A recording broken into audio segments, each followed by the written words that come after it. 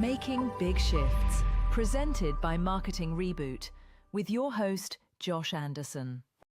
Hey everybody, welcome back to Marketing Reboot, Making Big Shifts with your host, Josh Anderson, where we talk to real entrepreneurs making really big shifts and the real decisions that came from that and the results that came from that. We had so much fun with Vadim on our previous call that I asked him to come back so we could really dive into AI. We have Vadim Peskov with Difco back joining us today. Thanks for coming back, Vadim. It was fun, and let's repeat and make it even more fun. There we go. So a lot of stuff we talked about last time, and we kind of laid a little foundation for that. You can go back and rewatch that podcast for those listening. We kind of got into AI, right? Of course, it's everywhere. Like I think 90% of my podcast, somebody brings it up at least 2 or 3 times. But with Vadim, with you, we kind of got a little farther down that. So I just kind of wanted to reset some of the foundational stuff.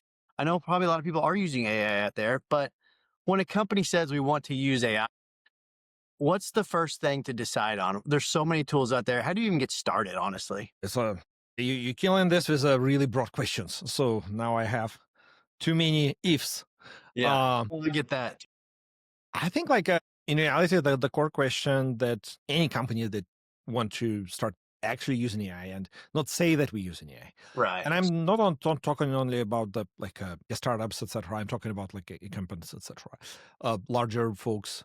For them, it's typically much harder thing to do and much more complicated to implement. And C-suite can think one thing, and in reality, people would be like, no, we cannot use ChatGPT even to do things. I think the core question that you need to answer to yourself as a leader of an organization or department, wherever, is, are you trying to enhance the human work, or are you trying to replace some workflows that are done by humans? Mm-hmm. Because in many cases, you can do both. The core question is what you want to have and how you want to control this.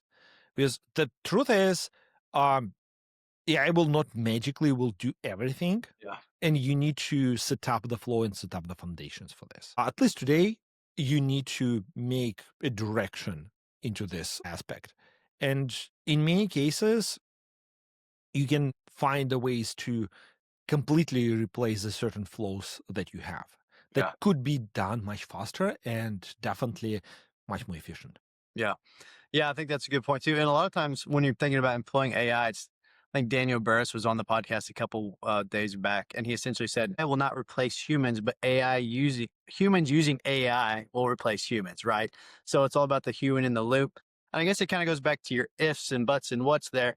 But what's the at a granular level, what's the best way to do it? Do an audit and see what the most constant workflows that can be replaced with AI is, and then kind of work backwards to replace them? Or what do you think is the best approach there? Let's take an example. Let's make it simpler in this case. Which company you recently worked with that you want to maybe enhance with AI? Let's just go with any company. Let's just go, I don't know, Nike. Let's do Nike. Nike. Okay. I mean, it is a lot of flows that Nike do specifically. So let me kind of put this in a perspective, maybe into fashion manufacturing in general. Yeah. There we go. So I think the core point, and again, I know Nike specifically using a lot of AI and ML on a daily basis. So this is their flows that they can constantly doing. Again, we work with a person that specifically can run the ML department there. So familiar with the formats and how those things is done there. Justin is a kind of give you a perspective on options. I would probably take the step by step. Again, first of all, the most important thing I think is on experiments. For marketing, because again, the production is set, and again, we can automate the productions. However, it's much larger discussion. But on the marketing side, you can really create a lot of experiments with the products and put them on on a website, landing pages, wherever, on ads, and experiment if those products works or not, and do a lot of experiments to different type of audience at the same time. And this is what they've been doing just manually for a long time. And now we can just replace this and do this with AI as example. Again, they have audience that they have fans that already go into their website, that familiar with everything, etc. So it's again, maybe different to a company that just starting out. Yeah. And in this case, your flows could be just to completely rethink the view of the process and maybe again get the product first, not to build the product even first, because you can experiment and pre-sell the product before this will become in any actual physical thing in this case. So it is a lot of value in experiments, and I strongly believe that the great marketers doesn't really create a lot of wonderfully new things. They just experiment with old ones in a right way. So I think it's a lot of value to play with those things correctly. And just again, the person that wins in a business is actually the person that doing more experiments, not just the person that doing the best product in many cases. Yeah, that makes complete sense, right? You're optimizing the small little details to overall increase your conversion rate, or wherever it would be, of course, right? I've always thought that the best digital marketers were former scientists in terms of data analysis, right? Maybe not the creative side, but for like data analytics and optimization and experimentation, I think that's huge. So as these people are creating these AI workflows, or as companies are, to like this experimentation,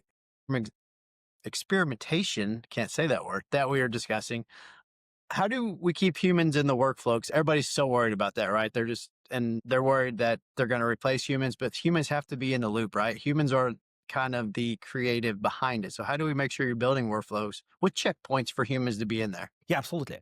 So I think the humans that think that they will be replaced, they probably right. And the humans that think that they will not be replaced, they probably right as well. So I think like the point is, you definitely need to know how to use the tools, and you definitely, and again, it's not complex.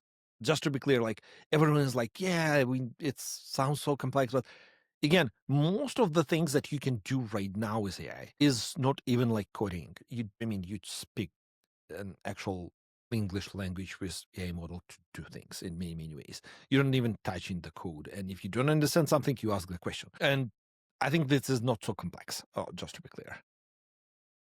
From my perspective, again, in terms of the humans that worry about being replaced, I think in many cases, this worries actually comes from not actual understanding. The same as like folks that like have a doomsday scenarios of, I will again eliminate all the humans, etc. Yeah. All these kind of wonderful scenarios that AI actually have a consciousness and it will again do these things, etc. It's hilarious because those people don't really dive deeper and didn't really open the article that they was reading beside the title, or they was using maybe some news resources that probably should not be used for understanding the field. So my point is, you want to keep the human in the loop, but in a way that would make sense Right. for optimization levels. And let me give you maybe a customer service example, or maybe a healthcare example or insurance example that would be insurance. I think is the best in this case. So let's say we have a insurance auditor that reviewing the cases of someone health records and determine if they can provide them a policy, whatever type of policy it is. And typically they will be again using their judgment to do this. And we can have AI models doing absolutely the same. Yeah, right now. And it will work actually in many cases better or worse.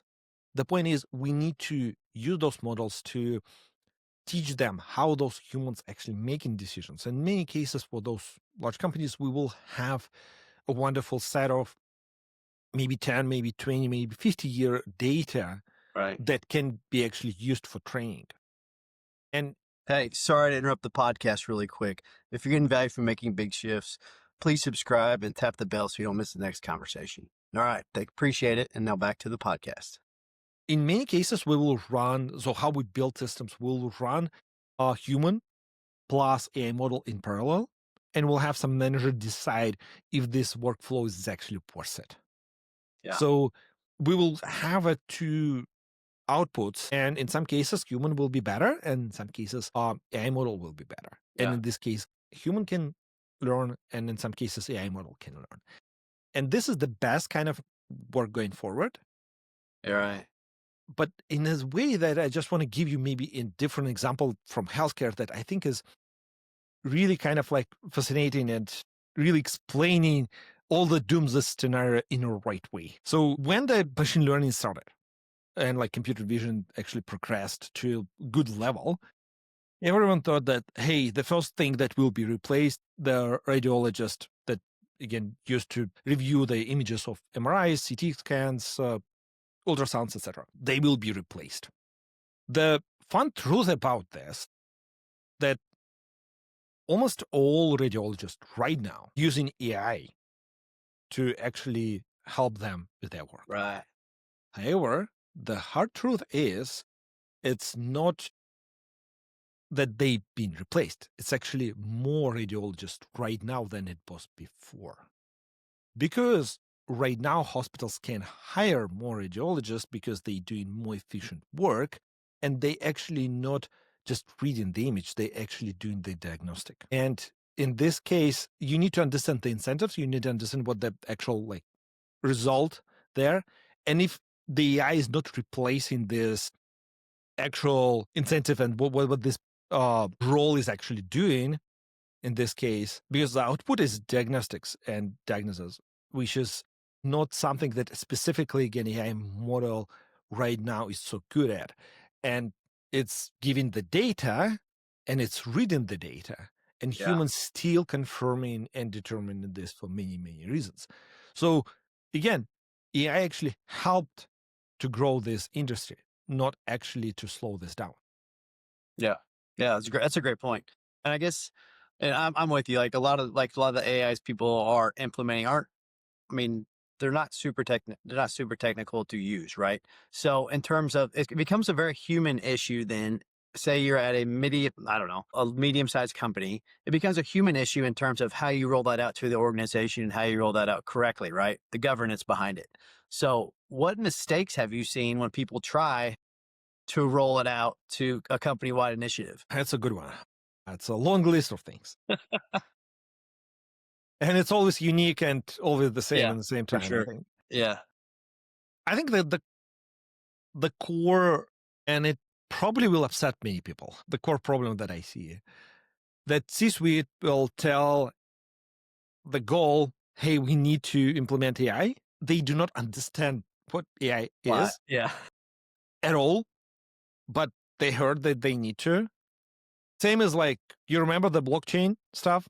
Like 2019, 18, wherever, like, we need a blockchain, everywhere. No one actually have a freaking understanding what the blockchain is. The same story here. Like, absolutely. Like, right now, we're like 3 years into this actual AI race that we can call, Mm-hmm.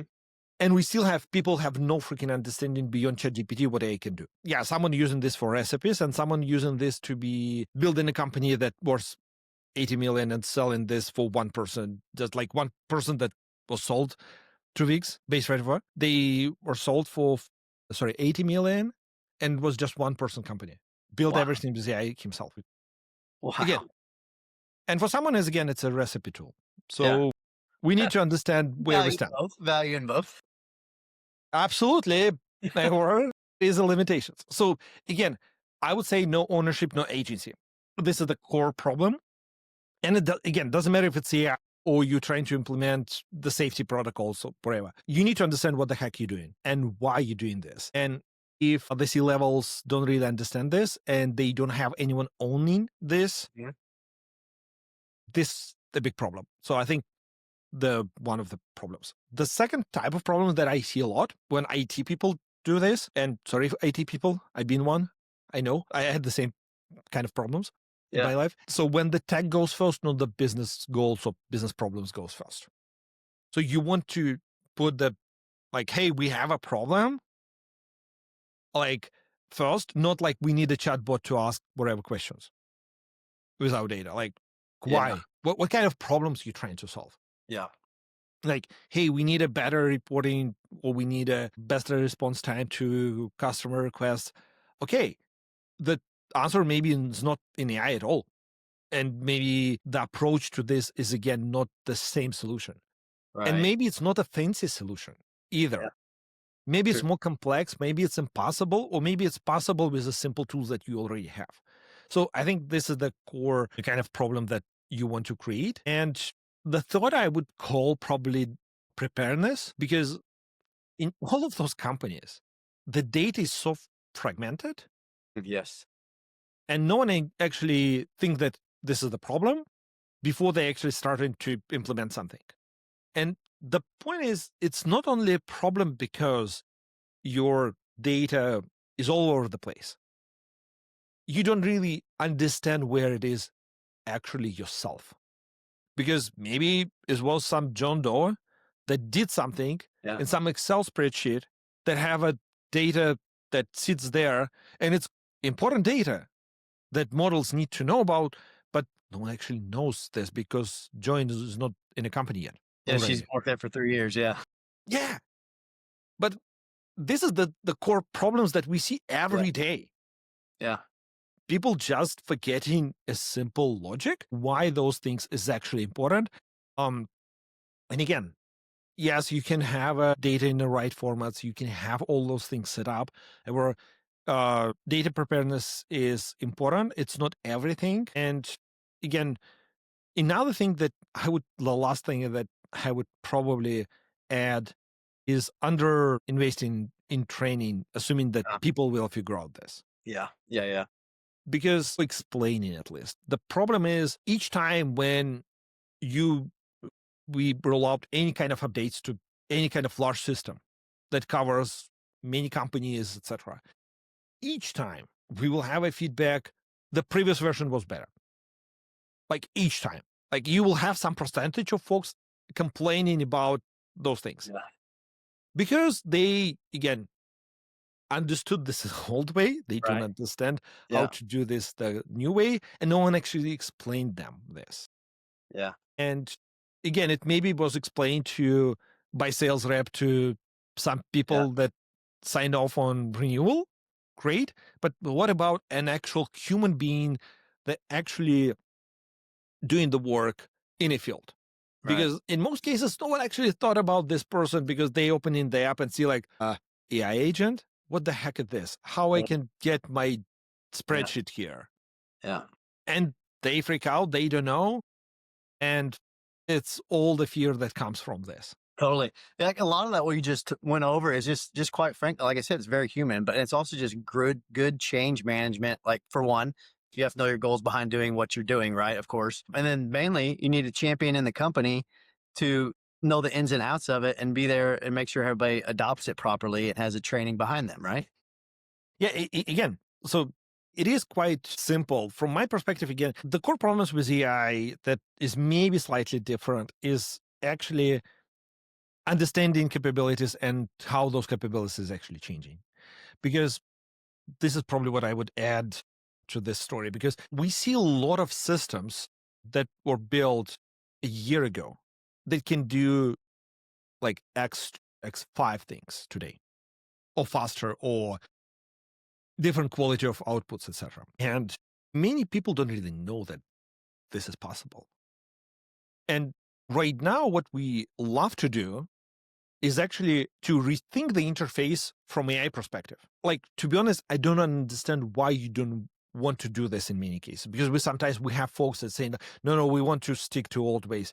Old ways will die, just to be clear. And how the current interfaces is actually designed, it is kind of like a different flow. So you're not having like a blank screen of the system that actually showing you everything that is there. Yeah. And you can do things yourself. It's actually preparing for you things that you can accept and say, yep, this is a good thing. So it's basically a true agentic approach that did the work for you, prepared those things, and you just need to accept this as a human. So first of all, you're not longer a slave of the system. You actually managing the system, not the system managing you. Because in many cases, we created all this wonderful ERPs where we need humans to manage ERPs. Like, great. Yeah. But now we can rethink this and actually put actual humans to do this work by accepting what AI pre-generated and maybe do some changes. Sure. Yeah. But to be honest, in many tools like this, the number of changes that we see like is really low. So it's maybe like 15, 20% in some cases. In some cases, it's 5 or less. Which is absolutely amazing because now you can do your work not in 2 hours, you can do this in 10, 15 minutes. Exactly. Yeah. Or maybe 5 minutes versus a day sometimes. Which again is a great work to prepare, and especially for many professions where you can do research, you need to prepare for everything, etc. AI can do this for you. Why you would spend your time doing research manually nowadays? Totally. I think you hit a very important thing, and it is almost somebody's full-time job is staying on, in a company is staying on top of all the rapid changes that are going on. And not everybody can do that. But to your point, listeners might have tried a tool exactly 6 months ago that's completely different now, or they have so many options that you don't even know about. And that's really hard to stay on top of that. Yeah, I mean, right now, like, it's funny because we stopped using, we was purchasing a lot of images previously and videos. We stopped doing this. We generate those stuff. That's awesome. Yeah. Like, again, we can talk about different IPs, limitations, etc. It's a more complex topic. But in general, for many things, it's okay. And it's doing the job much better. And second, we know what we want to have an image. And to find this an actual photo stock, it is complex. And sometimes, like, funny enough, like, if we wanted to do an actual photo set for this, we'll generate images with AI before and provide this to basically a photo crew. Say, hey, we need X, these things. Yeah, we want this to be not AI generated for IP purposes, etc. We will generate things and they will see the exact things, how it's supposed to look, what camera angle we need to take, what kind of lens we need to take, what kind of lighting we The efficiency want to of have. everything just went through the roof on that. Yeah. Yep, absolutely. I can change lenses. Yeah, Like, that's crazy. I can adapt the lens distortion on the AI-generated content, which is like absolutely helpful. That's crazy. And then like, well, any designer or developer has been down that rabbit hole where you spend at least 25 to 30 minutes looking for the right stock image. You just cannot find the right one. You don't need to spend so much time searching for that image. But now you guys are just using AI to create it for you exactly how you want it, right? Yep. And it's better, just to be clear. Yeah. Because it's unique to you, not unique to everyone else. Because at some point, like, if you would, like, especially in the beginning of stock images, you will see same photos of doctors on every healthcare website, etc. Or construction, the same thing, freaking thing, because probably maybe like 100 type of images that people actually liked and everyone just circulated through those. Oh man. So as we're getting close to wrapping up here, but let's put on our future thinking caps. And just where do you think this is all going? I know it can go anywhere, but what is your big prediction for how AI is, like, I'll leave it open to you. How do you think in 5 years from now, what's the landscape going to look like? 5 years. Yeah. Or you go 10, whatever you think, whatever you're feeling. You asking really complicated question. The true answer is, I don't know. Yeah. And I don't think anyone knows. Yeah. And it was funny enough, Johnson actually was on a Joe Rogan podcast like a week ago and got asked the same freaking question. And he said, I don't know. I was like, man, if he doesn't really know this, we have a problem. We don't really understand where we're going. So let me kind of let me give maybe 2 or 3 horizon for this that would make sense, I think. First of all, like, in immediate needs of like let's say a year or 2, I think we will see a lot of shifts in replacing of incumbents, basically large companies that doing the things the old way and really not ready to implement really fast integrations and experiment with their data, etc. That really worried about too many things, basically. Basically the regulations that kills them in this case. Yeah. And I think the core change that we will see that many new companies will rise that will change the way how we do things there. So you will not longer need to do multiple different things to achieve the same results. I think again, we'll have more data and we'll be able to analyze more data with the help of AI. In reality, in this like a year or two time frame, I think we'll have many companies really enhancing their work in a way that will have a company of 10 or 20 people performing as a company of 500 or 1,000 in many cases. I think we will have AI agents for hire that we can hire to do certain work for you, and you communicate to this agent that will basically be really shaped by your specific goals and your requests. I think we will have a marketer that will be an AI agent, not a human, or technically we'll have a human that operates maybe 25 different agents in the same time. Yep. It will be Yep. agent that doing strategy, agent that doing 100%. SEO work, or agent that doing PPC campaigns, etc. This will be the scenario that I see personally, that we'll have those folks, and maybe they will cost around maybe 500 to $1,000 a month, which is much cheaper than hiring even someone in outside of the United States, and they will do much better job, and they work 24/7, which is also, I think, a great right approach. I think we'll have folks that building much more complex tasks like this. So we'll have much better performance and being able to create more business out of this, and will reduce a lot of waste. I think this is the core aspect of this. The second prediction that I want to make that maybe will be slightly bullish on the still kind of like in a couple of years time frame. I think that everything that relates to AI characters will be absolutely crazy in a year or two from now. I think it's already crazy enough, but I think we will have a lot of people saying things like, hey, I don't need an actual friend, I have AI. Or I don't need to have an actual girlfriend, boyfriend, I have AI. Yeah. And I think it's a really challenging thing because I think it's will be probably much worse than the social media concept, because it is actually doing much deeper level of penetration on psychology than anything else. And if you would look to Grok or characters AI products, etc., you will see completely different level of engagement that those AI characters or AI friends can actually make for you. And I think I'm really worried about the society, about how it will actually grow and where it will go. Because if we do not give this a right direction, we'll end up in real decline in the populations really easily. And it's really interesting weapon of choice, by the way, if we think about like different rivalries from different type of countries. I think it's a really interesting strategy to basically just try and destroy the populations. Much better than social media and fake news, just to be clear. Which is, I'm finished reading The Anxious Generation by Jonathan Haidt, which goes into, I don't know if you read that, but it goes into social media proliferation, especially during 2010, 2015 when smartphones came out, and how that has deconstructing society totally, especially for preteens and teens as they get locked in their phone, right?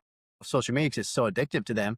And that just kind of erodes away at the societal bonds we've had over time, like less getting together, less social gatherings. And you even hit the nail on the head, that can be so much worse with AI, just because it's freaking AI and the character. Yeah, you're not following some person online. You're following the character that actually doing everything to please you. Yeah, and if it knows your data too, it's going to please you exactly how you want it too, right? Yeah, absolutely. And we will know actually you much better than anyone else. Yeah. Even than you, and will be able to control you in a way. We just, again, could be used for good and could be used for bad as well.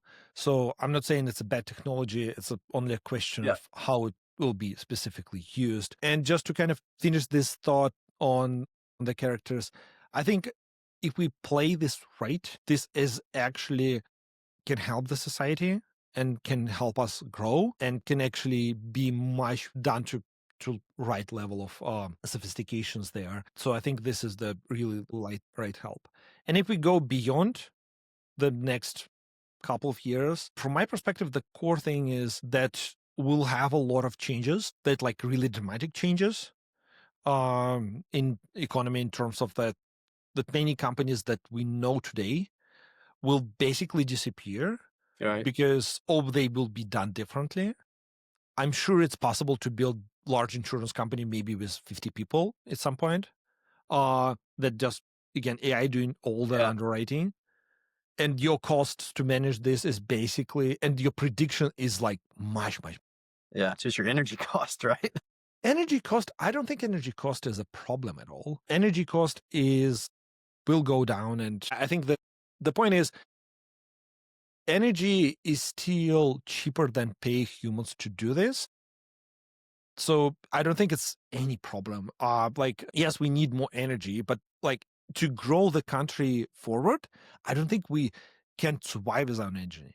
And if we didn't have energy, the industrial revolution will not happen. So it wouldn't be possible back then. And again, we need to increase the generation capacity for sure. And this is the thing that we need to do today. And again, happily, we're doing this right now. Right. But it will take time. And I think, I don't think we're near AGI. Just to be clear, I don't think we'll have AGI in 5 years. I don't think we will have AGI in 10 years. I think it will be gradual or growth. And it will not be like a one moment that we will switch to AGI. I think it will be a process of enhancing through multiple years. And we'll get to the point where we'll have AI agents working together with us that performing much better, and you as humans can again focus on things that are more important. Yeah. And do things that really enhance it's still a tool. Yeah. It's a tool. It's not a person. It's not some kind of actual human being, etc. So it's a tool, same as computers, same as anything, the cars, etc. Yeah, for sure. And then AGI, general intelligence, right? Artificial general intelligence, just to make sure everybody's on the same page. Yeah. Totally. We should have started off with this future predictions to begin with, because I could talk a lot longer about this, but so we need to start wrapping up. What any other thoughts before we do wrap this up? I think that the one thought that I just want to give, don't think that things is impossible with technology right now, because again, if we would have this conversation like a couple of years ago, I would say like, no, we will not have X, Y, and Z. It's like technically impossible. And I would be wrong, and will be wrong again and again, because you see a lot of tech that growing and changing. So think like, and when you're doing this planning for yourself or for the business, do one important thing. Think about not the current tech that exists today. Think about what you can do to make this tech work for you a year from now, how this will perform. Because most likely, the technology aspect, like what the output could be, of what the cost of these models will be, etc., will be completely different. Yeah. We enhancing right now the product that we built like a year ago, 2 years ago, and we changing the performance like sometimes by 10 times. Yeah. So like Daniel Barris, like I said, that he was on podcast, and his main thing was always just think bigger, like truly think bigger than what you think is probably going to be completely different or bigger or more expansive. You know what I mean? So it's great advice. So Vadim, thanks once again so much for being on the podcast, coming back. Once again, Vadim Peskov, founder of Difco. Check it out. I'll put the URLs in the description. So that's a wrap. Thanks again, Vadim. And for all of you listeners, thanks for listening to Making Big Shifts by Marketing Reboot, where we talk to real entrepreneurs making real results. All right, subscribe, like it, and I'll catch you on the next one. See you. Hey guys, thanks so much for listening to Making Big Shifts by Marketing Reboot. It would be a huge help to us if you subscribe to the channel and share this with somebody that you think needs it. Your support helps us continue to bring great guests on board and keep the conversation going. Have a great day. Thank you for listening to Making Big Shifts. Like, share, and follow for more. Join us next time on Making Big Shifts, presented by Marketing Reboot.